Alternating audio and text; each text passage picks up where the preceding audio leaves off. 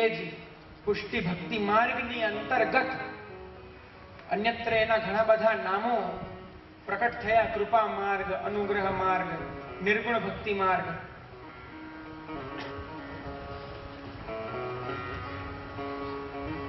આ પ્રકારે માર્ગો પ્રકટ થયા. ધર્મની અંદર સંપ્રદાય, સંપ્રદાયની અંતર્ગત માર્ગો, અને તે માર્ગની અંતર્ગત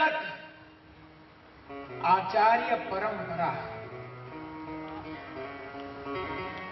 આચાર્ય પરંપરા અર્થાત શ્રી વલ્લભનું પ્રાકટ્ય, શ્રી ગોપીનાથાચાર્ય ચરણ, શ્રી વિઠ્ઠલેશાચાર્ય ચરણ, આપશ્રીના 7 બાળકો, એમનો વંશ વગેરે આ આચાર્ય પરંપરા છે.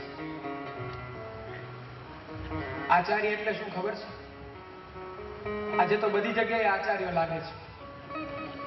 એમએ, બીએ પછી એમએ કરે ને, માસ્ટર કોર્સ, એની પાછળ પણ આચાર્ય લાગે છે. આચાર્ય કોને કહેવાય? મનુસ્મૃતિમાં આચાર્યના લક્ષણો બહુ સરસ બતાડ્યા. આ બધા સમજવા જેવા છે. જ્યાં સુધી આ નહીં સમજીએ ત્યાં સુધી શ્રી વલ્લભનો જે અથાગ પરિશ્રમ છે તે આપણે સમજી નહીં શકીએ. આ ચિનોતી ચ શાસ્ત્રાણી સ્વયમાચરતે હિયઃ આચાર્ય સ્થાપયત્યન્યાન આચાર્ય સ નિગદ્યતે. આ ચિનોતી ચ શાસ્ત્રાણી. ચિનોતી સંસ્કૃતમાં ચી ચયને ધાતુ છે. એ ધાતુનો અર્થ છે પસંદ કરવું, ચયન કરવું, કઈ સિલેક્ટ કરવું. આ ચિનોતી ચ શાસ્ત્રાણી, જે શાસ્ત્રમાંથી કાંઈ પસંદ કરે, ચયન કરે. સ્વયમાચરતે હિયઃ, એ જ પછી પોતાના આચરણમાં પધરાવે. આચાર્ય સ્થાપયત્યન્યાન, એ જ પોતાની અંદર પધરાવેલું આચરણ આવનારા જીવના હૃદયમાં સ્થાપિત કરે. આચાર્ય સંનિગત્યતે, તેને આચાર્ય કહેવામાં આવે છે. સાંભળવામાં બહુ સહેલી વાત છે પ્રિયજનો. આ ચિનોતી છે શાસ્ત્રાણી. બધા શાસ્ત્રોને એનું અધ્યયન કરીને એમાંથી કઈ એક વાતનું ચયન કરવું, આ બહુ બોલવું ને સાંભળવું સહેલું છે. ક્યારેક શાસ્ત્રોને હાથમાં લઈને બેસજો. ભાગવત આદિ બધા જે છે, વિદ્યાવતામ ભાગવતે પરીક્ષા. ગમે તેવો વિદ્વાન વ્યક્તિ હોય, ગમે તેવો સાક્ષર પંડિત હોય, એની ભાગવતમાં પરીક્ષા થઈ જાય છે. શ્રી મહાપ્રભુજીએ આ માર્ગને આમ નામ પ્રકટ નથી કર્યો. દરેક પ્રકારના 4 વેદ, 6 શાસ્ત્રો, 18 પુરાણો, ઉપનિષદો, બધાને મથીને એનો જે નિષ્કર્ષ નીકળ્યો, એ નિષ્કર્ષને પ્રકટ કરીને આ માર્ગને એસ્ટાબ્લિશ કર્યો છે. શ્રી મહાપ્રભુજીને એવમ એમના આ માર્ગને હું ખાલી એક જ વાક્યમાં સમજાવું. અષ્ટાદશ પુરાણેષુ વ્યાસસ્ય વચનદ્વયમ પરોપકાર પુણ્યાય પાપાય પરપીડન. તમારે તમારા એક જીવનની અંદર 18 પુરાણ વાંચવા હોય તો શક્ય છે? નથી. 4 લાખ શ્લોકની રચના કરી છે 18 પુરાણ. ક્યારે વાંચી લેશું? તો એક જ વાક્યમાં એનો અર્થ બતાવી દીધો. અષ્ટાદશ પુરાણેષુ વ્યાસસ્ય વચનદ્વયમ. 18 પુરાણનો મત એટલો નીકળે છે, પરોપકાર પુણ્યાય પાપાય પરપીડનમ. જે બીજાનું સારું કરે, બીજાનો પરોપકાર કરે, તેને પુણ્ય મળે. જે બીજાને પીડા આપે તેને પાપ મળે. તેવી રીતના આ પુષ્ટિ ભક્તિ માર્ગને 10 દિશાઓથી જોવો. ઉત્તર, દક્ષિણ, પૂર્વ, પશ્ચિમ, અગ્નિ, નૈઋત્ય, વાયવ્ય, ઈશાન, ઉર્ધ્વ, મૂલ, 10 દિશાઓથી જોવો. પ્રભુના સુખ સિવાય બીજું કંઈ જ નથી.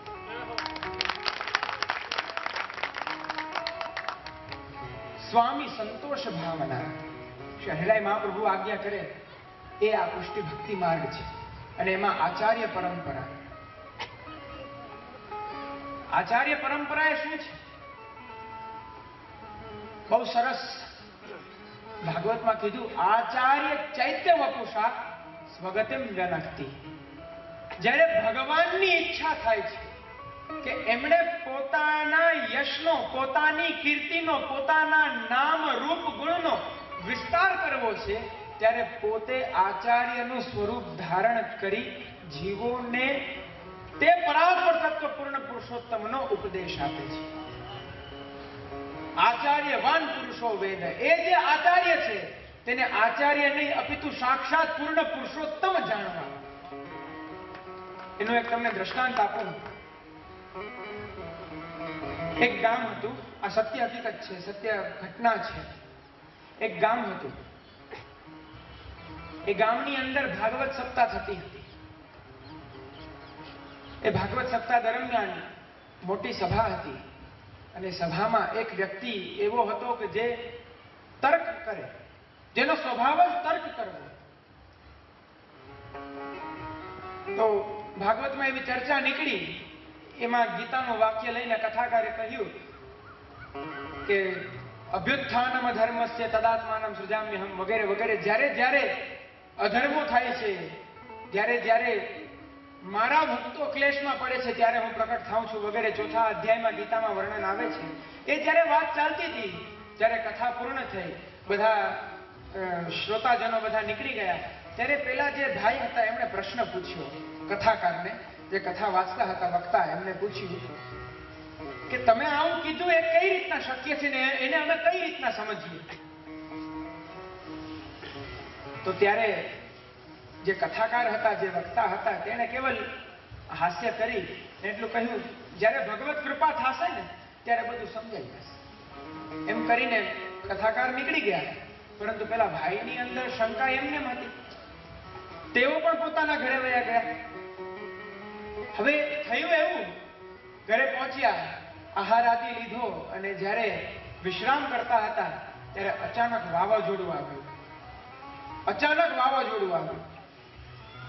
એવું વાવાઝોડું આવ્યું, એના દરવાજા ને બધું હલવા માંડ્યું, બારીઓ તૂટી ગઈ. પેલા ભાઈ ઉભા થયા, બારી દરવાજા એકદમ બંધ કરવા માંડ્યા અને જ્યારે દરવાજો બંધ કરી અને પેલા પ્રતીક્ષા કરતા હતા કે હવે ક્યારે વાવાઝોડું પૂરું થાય. તિરાડમાંથી દરવાજાની આવી રીતના જોતા હતા. તો જ્યારે એમણે જોયું આવે છે ને એ વાવાઝોડામાં એક વૃક્ષની ઓળમાં 4 નાના નાના હંસના બચ્ચાઓ, એ બિચારા વાવાઝોડાને સહન નહીં કરવા છતાં પણ બિચારા સુરક્ષિત સ્થાને જવા માંગે છે. ત્યારે એમના હૃદયમાં દયા આવી. એમણે હિંમત કરી અને વિચાર કર્યો, આ વાવાઝોડામાં હું જઈશ તો હું તો ફેંકાઈ જઈશ, છતાં પણ આ બિચારા જે સાવ નિષ્કંચન જીવો છે એમના તો પ્રાણ બચશે. એટલે એમણે એવી યુક્તિ કરી, 2 લાકડી લીધી, મોટી મોટી, શું આપણે ગેડા કહીએ ને, હા, એ 2 લાકડી લઈ અને આમ લાકડીના સહારે ધીમે ધીમે ધીમે ગયા. હવે જઈને હાથ ઊંચો કરે છે તો પેલા હંસલાવ ડરીને ભાગે છે. જેટલા એ લાકડી લઈને નજીક જાય છે તે હંસલાઓ તેટલા જ દૂર ભાગે છે, ડરીને ભાગે છે. ખૂબ પ્રયત્ન કર્યો. છેલ્લે પાછા એમના ઘરે ગયા. ઘરે જઈને આજુબાજુ જોવે છે, યુક્તિઓ કરે છે. છેલ્લે એમને એવું યાદ આવ્યું, એમની સામે એક સફેદ કાપડનું મોટું, શું કહેવાય, કાપડના સમૂહને શું કહેવાય, કાંટો, અચ્છા મારો વ્યવસાય નહીં ભાઈ, મને થોડી. તો એ ત્યાં વસ્તુ પડી હતી. એને લઈ એના આખા શરીરમાં કેવલ નાક શ્વસન ક્રિયા માટે અને દૃશ્ય જોવા માટે આંખ એટલું ખુલ્લું રાખ્યું, બધું વીંટી દીધું. વીંટી આવી રીતના 4 પગે બેસી અને હંસ જેવી રીતના તે ચાલતા હતા તેની જેમ તેની પાછળ જઈ તેની આગળ ગયા. આગળ જઈને તેની પાછળ એની આગળ જાય અને ઓલા એની પાછળ જાય છે. જેવી રીતના તે ભાઈ ટર્ન મારે તેવી રીતના પેલા પણ ટર્ન કરે. એમ કરી અને તેમને સુરક્ષિત સ્થાને લઈ ગયા. પ્રસંગ તો અહીંયા પૂર્ણ થાય છે. આપણે શું સમજવાનું છે? જે વસ્તુ પ્રભુએ સ્વયં પ્રકટ થઈને પોતાની લીલાઓ દ્વારા, પોતાના સ્વરૂપ વેદમાં પણ જે વસ્તુ આજ્ઞા કરી, જે ઉપદેશો આપ્યા, જે માર્ગો બતાવ્યા, તે માર્ગોને આપણે અનુસરતા નથી. જ્યારે નથી અનુસરતા ત્યારે આપણી અધોગતિ થાય છે. પોતાના જીવની અધોગતિ ન થાય એટલા માટે પોતે આચાર્યનું સ્વરૂપ ધારણ કરીને પધારે છે. એ જીવ જેવો છે એના જેવો હું થઈને એનો ઉદ્ધાર કરું. આ આચાર્ય પરંપરા છે.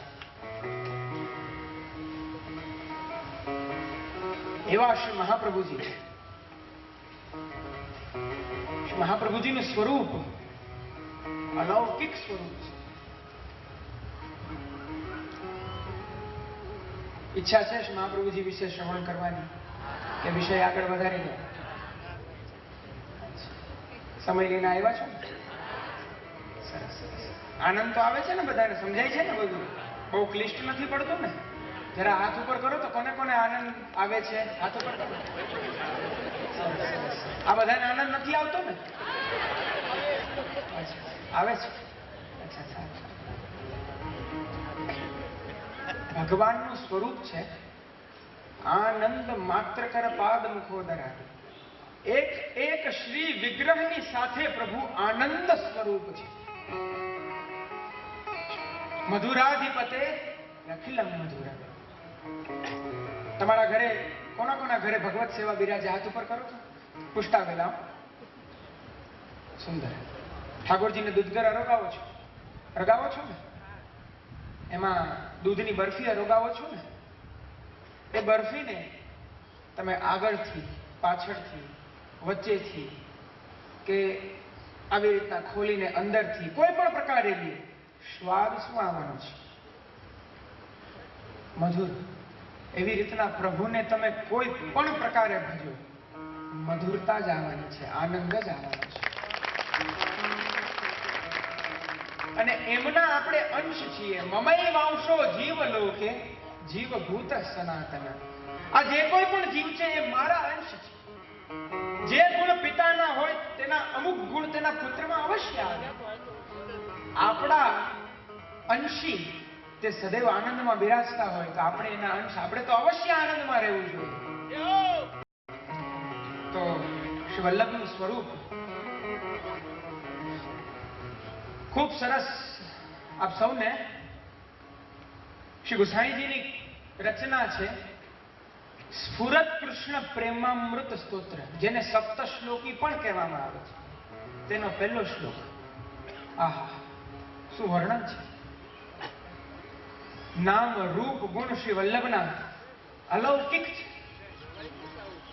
સ્ફુરત કૃષ્ણ પ્રેમામૃત રસ ભરેણાતિ ભરિતા વિહારાન કુર્વાણા વ્રજપતે વિહારાધીશુ સદા પ્રિયા ગોપી ભર્તુ સ્ફુરતુ સતતમ વલ્લભ ઇતિ પ્રથાવત્યસ્માકમ હૃદિ સુભગ મૂર્તિ સકરુણા.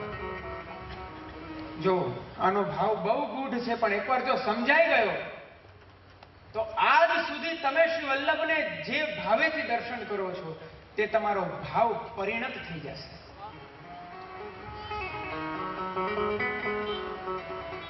વિહારાન કુર્વાણા વ્રજપતે વિહારાધીશુ સદા પ્રિયા ગોપી ભર્તુ. જે પૂર્ણ પુરુષોત્તમ શ્રી કૃષ્ણ, જેમણે વ્રજમંડલની અંદર વિવિધ પ્રકારની રસાત્મક લીલાઓ કરી અને એ રસાત્મક લીલાઓની સાથે જે રસાત્મક વિહારો કર્યા, એ રસાત્મક વિહારોથી પરિપૂર્ણ જે અલૌકિક સ્વરૂપ છે તેને શ્રી ગુસાઈજી કહે છે તે અલૌકિક સ્વરૂપ મારા હૃદયમાં પધાર્યું. હવે આનું નાનું વિશ્લેષણ કરીશ.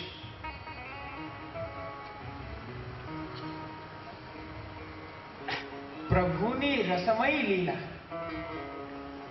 પ્રભુની અલૌકિક લીલા, એ બધી લીલાથી પરિપૂર્ણ શ્રીમદ આચાર્ય ચરણ. એક બહુ સુંદર નામ સર્વોત્તમ સ્તોત્રની અંદર છે, પ્રતિક્ષણ નિકુંજસ્થ લીલા રસ સુપૂરિત. ખ્યાલ છે સર્વોત્તમ સ્તોત્ર? ખાસ તો એક જો અત્યારના મારા હૃદયમાં એક મનોરથ પ્રકટ થયો.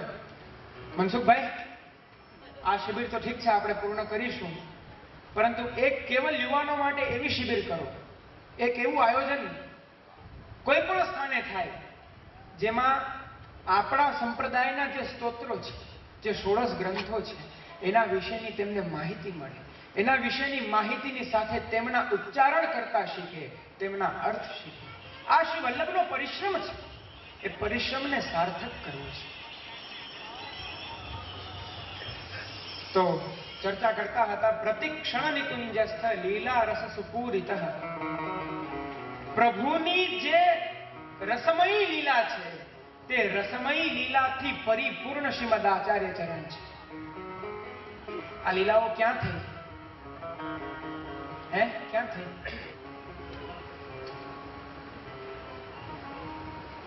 પૂછું છું, ક્વેશ્ચન માર્ક મૂક્યો છે.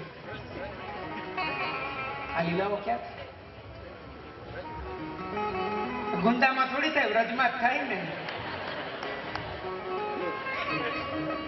વ્રજમાં પણ વૃંદાવનમાં છે. વ્રજ વૃંદાવન શું છે? તે અલૌકિક છે. એનું વર્ણન બહુ સરસ કર્યું. આપણે જે વૃંદાવનમાં જઈએ છીએ તે વૃંદાવન તો આપણે એક જ વૃંદાવન જોઈએ છીએ. વૃંદાવનના 4 પ્રકાર છે. એ સમયમાં સારસ્વત કલ્પમાં, ચાલો હવે થોડી સિદ્ધાંત ચર્ચા મૂકીને તમને હું રસાત્મક રસમય લીલાઓમાં જ લઈ જાઉં છું. 4 પ્રકારના વૃંદાવન છે. આદિ વૃંદાવન, મધ્ય વૃંદાવન, બાગ વૃંદાવન, વસંત વૃંદાવન. વ્રજમાં રાધાકુંડથી ચંદ્ર સરોવર જે સ્થળ છે, જ્યાં મહારાજ થયો, આ જે આખું સ્થળ આવ્યું એ આદિ વૃંદાવન. પછી નંદગામથી બરસાના, જેને બૃહદ સાનું પણ કહેવામાં આવે છે, આ છે મધ્ય વૃંદાવન. પછી કામવન ગયા છો ને? કામવન છે તે બાગ વૃંદાવન. અને અત્યારના હાલમાં જે વૃંદાવન છે તે વસંત વૃંદાવન. હવે આ વૃંદાવનની અંદર પ્રભુની 3 પ્રકારની લીલા છે. એક છે વૃંદાવનીય રસમયી લીલા, એક છે નિકુંજ લીલા, એક છે અંતરંગ કેલી લીલા. સર્વપ્રથમ વૃંદાવનની જે રસમયી લીલા છે એ શું છે?